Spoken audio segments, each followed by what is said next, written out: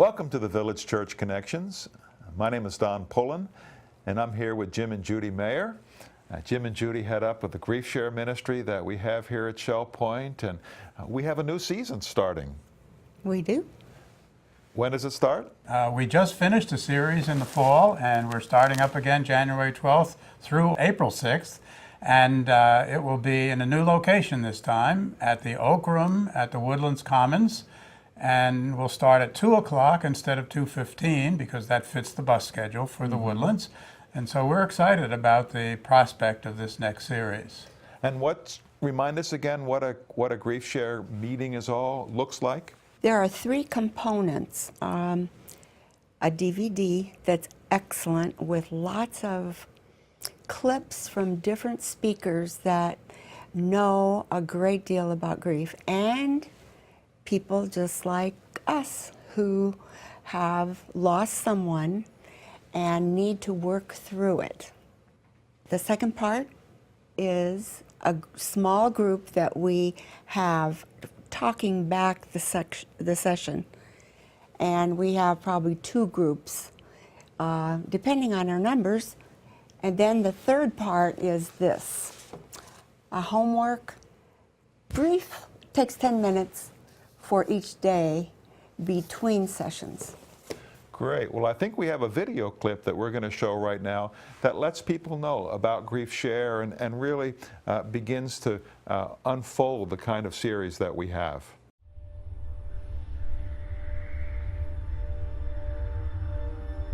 I was angry at God for letting this happen. My me-focused life was shattered. I was afraid I was going crazy. Exhausted from trying to hold it all in and act like I was okay. I felt completely lost. Resentful that life was going on like normal for everyone else. I was lonely, scared of my new normal. I had an intense longing for things as they used to be. Was this pain ever going to go away? I lost my husband suddenly, and we had 3 young children. I lost 4 family members in 6 weeks. A miscarriage halfway through my pregnancy. Several friends in high school, and more recently, my father to heart failure. And I got the phone call that my mom had taken her life. And I just will never forget that moment in time. Everything just froze. I really felt like things were in control and I had a good handle on everything. I quickly learned that I wasn't in control of anything. My head was in a fog. I didn't know where I was. It was so completely opposite of everything that I knew and trusted and loved about God. I couldn't find that hope. I didn't feel that closeness with the Lord. Why have you chosen to take my brother, who loved you so much? When I started the grief recovery program, I really didn't want to be there. I didn't want to be the girl who needed to go to something like this, and I didn't want to share my pain and cry in front of others. It had been 13 years at that point since I had lost my mom, and I felt like I was going to walk into a room and there were going to be people there who had a really fresh loss. And I would be taking something away by walking in with my old loss. When I got there, though, I was made to feel so at ease that I could express myself and get it off my chest. That what I experienced was common with other people. And man, that was freeing. It was so freeing to find out that I wasn't just crazy. I could put that burden down for a while. I could be honest. Maybe let a little of the crazy out. The freedom to forgive my parents for not being around. As silly as that sounds. I used to think that time would heal wounds, and time doesn't heal wounds. Grief never really goes away, but it can be turned into something different, and that something different can be hope. Because now I have tools to work through it and to go to the Lord immediately and lean on Him. Lamentations 3:32 says that though He brings grief, He will also show compassion. And yeah, I was grieving and it wasn't fun, but at the same time, He was there and He was sitting with me in my pain and He had community around me.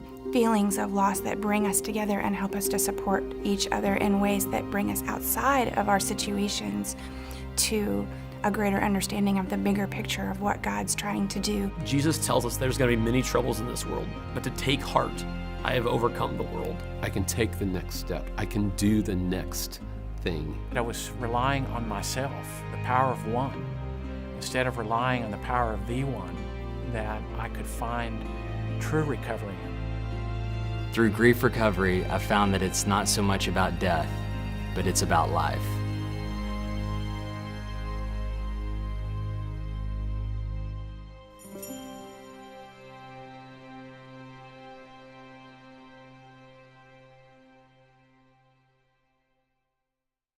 Wow, I hope that video clip was helpful to you. We want to remind you once again, we're here with Jim and Judy Mayer, and remind us again of the time for our new Grief Share starting this January. It'll start January the 12th at 2 o'clock.